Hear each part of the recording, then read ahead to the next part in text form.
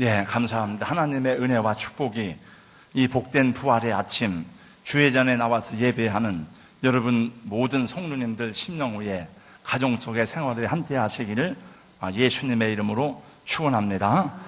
예, 오늘은 우리 같이 함께 모두가 모여서 예배드리게 되었습니다. 우리 어린 친구들도 함께 예배드리게 되어서 감사합니다. 우리 저 우리 어린이들에게 힘차게 우리 격려의 박수를 한번 쳐주시겠습니다. 네. 네. 여러분 사랑하고 축복합니다. 여러분이 마음껏 하나님 찬양하고 또 하나님 안에서 꿈을 키워가고 하나님이 귀하고 복되게 사용하는 우리 하나님의 어린 아들, 딸이 되어서 주님께 영광을 돌리는 은혜가 있기를 예수님의 이름으로 축복합니다. 네, 우리는 주일마다 사도신경으로 신앙을 고백합니다. 사도신경의 신앙 고백에서 제일 중요한 것이 무엇입니까? 첫 번째 나오는 내용입니다. 나는 전능하신 아버지 하나님, 천지의 창조주를 믿습니다. 하나님은 천지의 창조주가 되십니다. 여러분, 하나님이 천지를 창조하신 것을 믿습니까? 그러면 나머지는 다 설명할 것이 없어요. 창세기 1장 1절 말씀, 태초에 하나님이 천지를 창조하시니라. 이 말씀 믿어지면 나머지 66권 성경 말씀을 믿는데 아무 문제가 없고, 이것을 못 믿으면 나머지 66권을 하나도 믿을 수가 없는 것입니다. 그 다음에 중요한 핵심적인 고백이 있습니다. 그것은 바로 십자가에 죽으시고 부활하신 예수 그리스도이신 것입니다. 여러분, 예수님이 십자가에 죽으시고 부활하신 것을 믿습니까? 예수님이 십자가에 죽으시고 다시 살아나셨다는 이 역사적 사실을 빼면 예수님 말씀이나 공자님 말씀이나 석가모니의 설법이나 아무 다름이 없습니다. 그런데 어떤 사람들은 예수님이 십자가에 죽은 것은 믿는데 부활하신 것은 믿지 않는 분들이 있습니다. 그래서 예수를 인류의 4대 성인이니 인류의 훌륭한 스승이니 이런 말을 합니다. 그것은 굉장히 잘못된 말인 것입니다. 공자, 석가, 소크라테스 이런 분들은 훌륭한 성인이지만 그분들은 한 번도 자기 자신을 보고 내가 하나님이 보내서 왔다, 내가 인류의 구원자라고 말한 적이 없습니다. 나를 믿으라고 말한 적이 없습니다. 오직 예수님만이 내가 곧 길이요 진리요 생명이니 나로 말미암지 않고는 아버지께로 올 자가 없느니라고 말씀하셨습니다. 그러므로 예수님과 다른 성인들과는 완전하게 구분되는 것이 있습니다. 모든 성인들과 그분들의 삶은 교훈이 되고 모범이 되고 또 우리에게 큰 깨달음을 주기는 하지만은 우리 믿음의 대상이 되거나 우리를 구원하신 분은 아니라고 하는 것입니다. 그러나 예수님은 말씀하셨습니다. 나를 본 자는 하나님을 보았다고 말씀했습니다. 나는 하나님께로부터 내려온 생명의 떡이라고 말씀하셨습니다.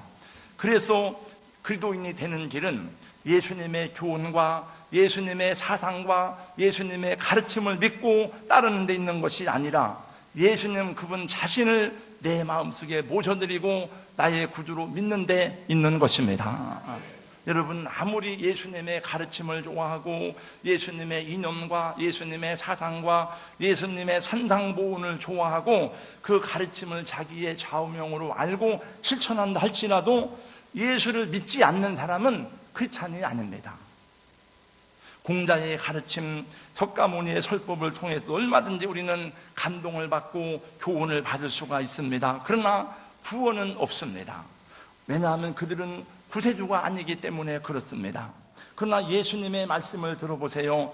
예수께서 가라사대 나는 부활이요 생명이니 나를 믿는 자는 죽어도 살겠고 무릇 살아서 나를 믿는 자는 영원히 죽지 아니하리니 이것을 내가 믿느냐고 물으셨습니다.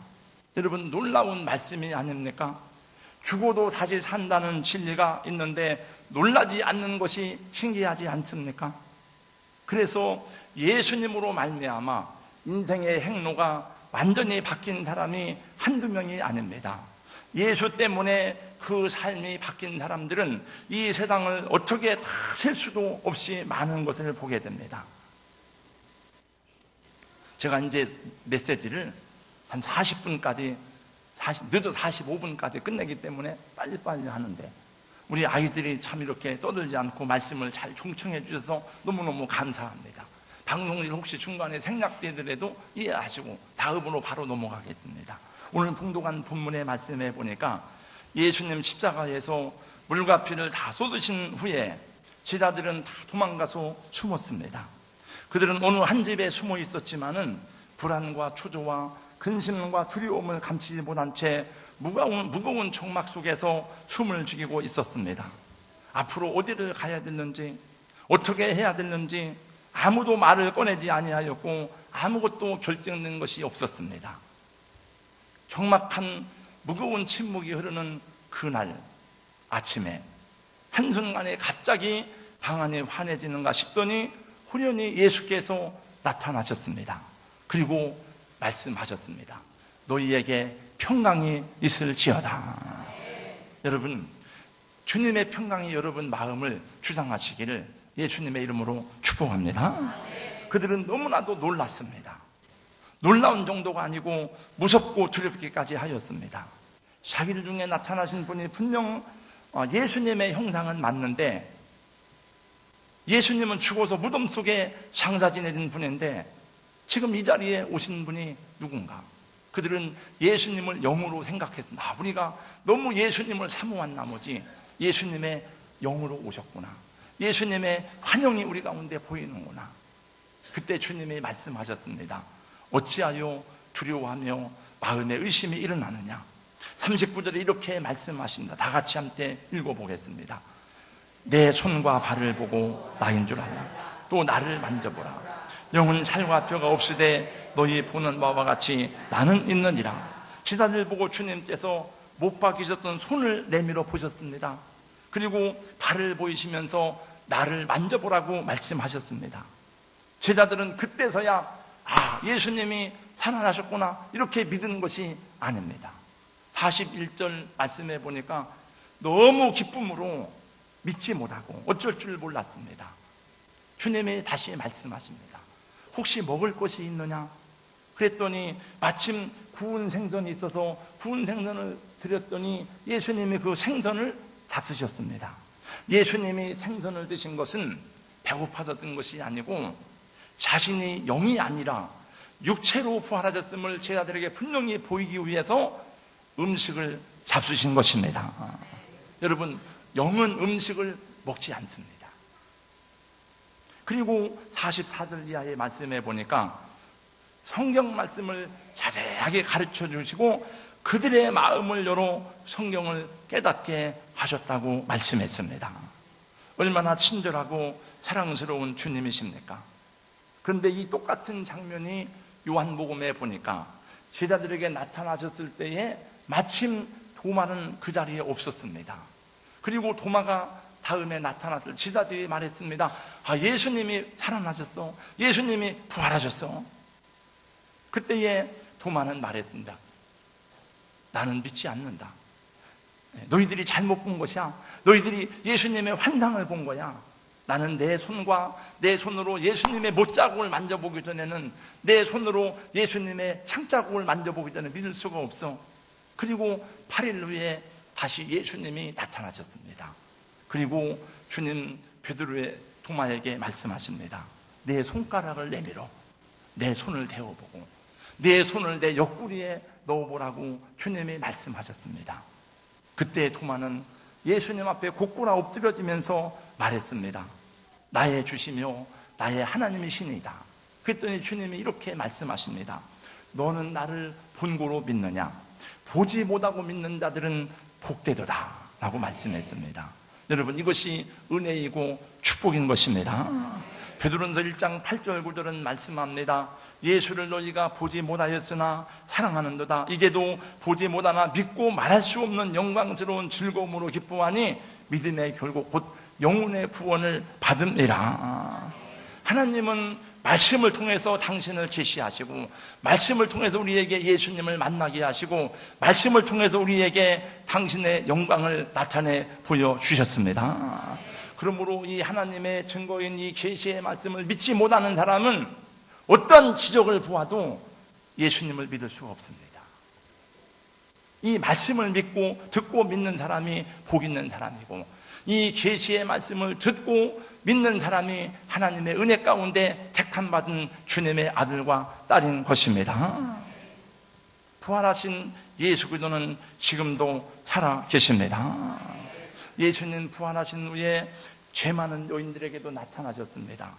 엠마오로 가던 두 제자에게 나타나셨습니다. 갈릴리의 바닷가의 제자들에게 찾아오셔서 잃어버린 사명을 그들에게 주셨습니다. 그리고 주님께서 40일 동안 자신을 나타내시고 마지막 승천하시면서 주신 말씀이 무엇인고 하면, 마태복음 28장 20절 말씀에 보니까 복음 전도의 명령과 함께 말씀하십니다. 볼지어다 내가 세상 끝날까지 너희와 항상 함께 있으리라. 한번 저를 따라서 해주세요. 볼지어다 내가 세상 끝날까지 너희와 항상 함께 있으리라. 첫 번째 순교자였던 스데반 집사가 돌에 맞아 죽을 때에 하늘문이 열리고 예수님이 하나님 우편에 서서 스데반 집사를 바라보는 것을 스데반 집사는 보았습니다. 바울 사도가 로마로 가는 중에 유라굴로 풍랑을 만나서 죽게 되었지만은 주님이 말씀하셨습니다. 두려워하지 말라. 내가 너와 함께한다. 그리고 주님 곁에 서서 말씀하셨다고 분명히 기록되어져 있습니다.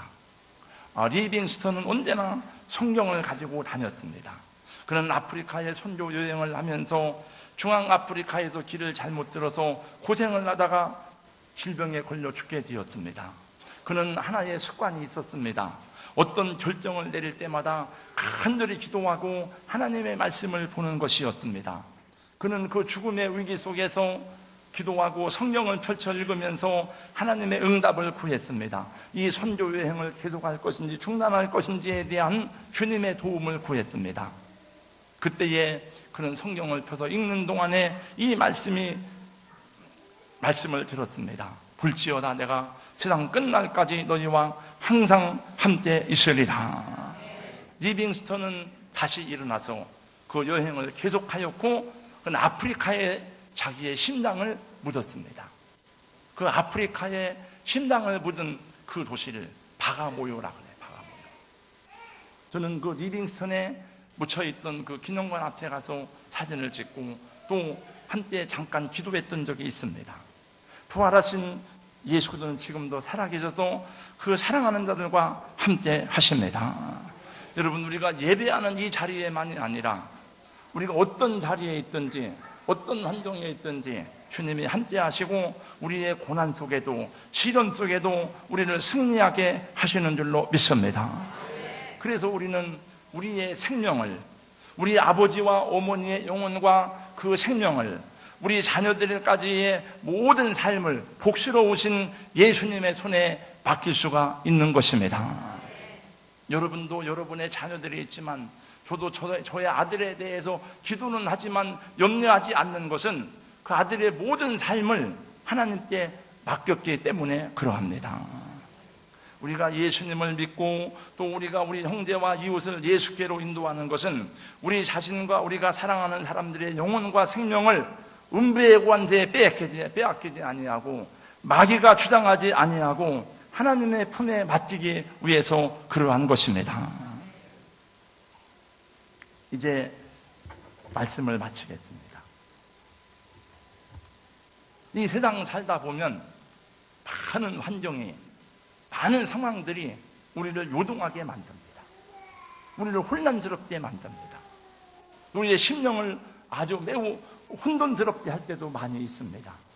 여러분, 그럴지라도 여러분의 심령을, 여러분의 마음을 마귀가 주장하지 아니하고 성령께서 주장하시고 하나님께서 주장할 수 있도록 하나님께 의탁해 드리는 주님의 사람들이 되시기를 예수님의 이름으로 축원합니다.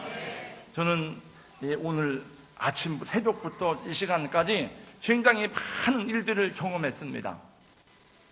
제가 새벽에도 예배를 드리려고 준비하고 촛불을 켜놓고 있는데 다 준비가 돼 있었는데 방송실에서 좀 늦게 나와가지고 예배를 시작하겠습니다. 우리 성신 낭독으로 오프닝을 시작하는데 성가대가 아직 안 올라왔어요. 그래서 잠깐 당황스러웠는데 지나갔습니다. 또 제발 아참 떡이 어떻게 됐지? 떡을 알아봐. 떡을 안 했답니다. 다 부활절 떡을 안 하긴 처음이구나. 자꾸 하여튼 그런 일이 계속 생기고 나서 그래서 이제 제가 주일날 아침에 10시부터 성경 공부를 하기 때문에 성경 공부를 하면서 굉장히 바쁘기 때문에 헌금을 다 정리하고 주중에 들어온 헌금을 정리해 놓고 제 서랍에 놓고 열쇠를 잠궈 놓는데 교회 와서 보니까 열쇠를 안 가지고 왔어요. 집에 가서 열쇠를 찾는데 열쇠가 없어요. 그래가지고 야, 열쇠가 어디 갔지? 계속 열쇠를 찾느라고 이제 예배 시간은 다 되고 이제 9시 예배는 야 큰일 났다 이게. 근데 마음이 막 혼돈스러웠습니다. 그때 제가 생각했다. 내가 주님을 바라보고 내 심령을 내 마음을 이렇게 혼미하게 빼앗기면 안 되겠다 생각하고 하나님 감사합니다. 예배에 집중할 수 있도록 도와주세요. 어떤 상황이 오더라도 어떤 마음을 갖더라도 내가 다른 걸 생각하지 아니하고 감사함으로 주님께 집중하도록 도와주고 기도하면서 일부 예배를 드렸습니다. 열쇠는 뭐 아직도 못 찾았지만은 뭐 상관이 없어요. 돈이 없어진 건 아니니까. 여러분 어떤 상황 속에서도 항상 기뻐하라. 쉬지 말고 기도하라. 범사에 감사하라. 그 주님의 말씀을 기억하시기 바랍니다. 두려움이 우리 마음을 빼앗아갈 때가 있습니다. 그럼 마귀가 주장하게 됩니다. 분노함이 우리 마음을 상실하게 하고 분노가 우리 마음을 지배할 때가 있습니다. 그냥 그대로 놔두면 안 됩니다. 예수님은 항상 기도하심으로 모든 당신의 마음을 평정시키고 하나님을 바라보았습니다. 여러분 어떤 속에서도 주님을 바라보시고 하나님께서 여러분 마음을 다스릴 수 있고 여러분이 올바른 판단과 올바른 결정을 할 수 있는 하나님의 사람들이 될 수 있기를 예수님의 이름으로 축복합니다. 저는 어제 지난 목요일 날 어느 변호사가 와서 하는 말을 잠깐 생각이 납니다. 그분은 말했습니다. 퇴직자들의 4분의 1이 사기를 당한다. 돈을 다 날리고 빼앗기는 일이 있는데 근데 그분들이 생각할 때에 보니까 자기가 생각할 땐 공무원들, 경찰관 이런 분들은 범죄를 수사하는 사람인데 이런 사람들은 사기를 당한 사람이 아닌데도 사기를 당한다는 거예요. 근데 그분이 뭐라고 말하는가 하면은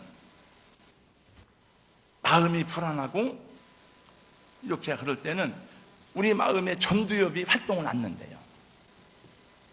그 뒤가 활동을 하고 전두엽이 활동을 안 하면은 상황 판단 능력이 약해진답니다. 그래서 절대로 그렇게 하지 말고 반드시 상의를 해라. 당신의 아내와 상의를 하든지 그 얘기를 하더라고요.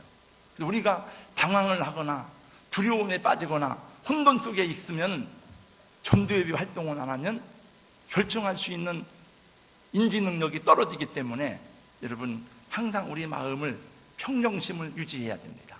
예수님은 풍랑이는 그 바다에서도 제자들은 죽겠다고 아우성치고 있었지만은 주님은 고물에 베개 삼고 잠잠히 주무셨습니다. 제자들이 깨웠습니다. 주여, 우리가 죽게 된 것을 왜 돌아보지 않습니까? 주님이 일어나셔서 맨 처음에 하신 말씀이 뭡니까? 주님이 첫 마디가 뭐예요? 네? 그렇죠. 너희 믿음이 어디 있느냐? 너희가 왜 두려워하느냐? 너희 믿음이 어디 있느냐 그거예요. 잔잔하라 고요하라 그건 다음의 말씀이고 주님이 하신 말씀이 너희 믿음이 어디 있느냐? 우리 성도 여러분, 여러분의 믿음이 어디에 있습니까? 그 믿음을 발휘하시고 믿음을 나타내시기 바랍니다. 어두울수록 빛이 바라듯이 저는 우리 성도님들 가운데서도 그런 걸 많이 봐요. 힘들고 어렵고 막 그래서 계속 그 상황 때문에 예배하지 못하고 기도하지 못하고 더 어렵습니다. 더 힘들어요. 여러분 주님께 나오고 하나님께 여러분 마음을 드리고 맡길 수 있기를 예수님의 이름으로 축원합니다. 하나님께 맡기면 하나님이 주장하시고 하나님이 해결하십니다. 왜냐하면 하나님이 우리의 주님이시기 때문에 그렇습니다. 할렐루야. 거룩하신 우리 하나님 감사합니다. 부활하신 예수님 지금도 살아계셔서 우리와 함께 하시고 이곳에 임하시고 우리 삶의 어떤 현장 속에서도 주님을 바라볼 때에 합당한 생각과 평안과 고요함으로 임재하시는 줄로 믿습니다. 우리 믿음이 어려울 때 빛을 발하게 하시고 혼돈 속에서 빛을 발하는 주님의 사람들로 살아가는 하나님의 종들이 되도록 우리 아버지 하나님, 이제 우리 성도들과 부족한 종들을 축복하여 주시옵소서. 이 시간 이후에 우리 주일학교에서, 유치부에서, 그리고 우리 호잔나 성가대에서 준비한 찬양과 율동과 경배를 아버지 앞에 드립니다.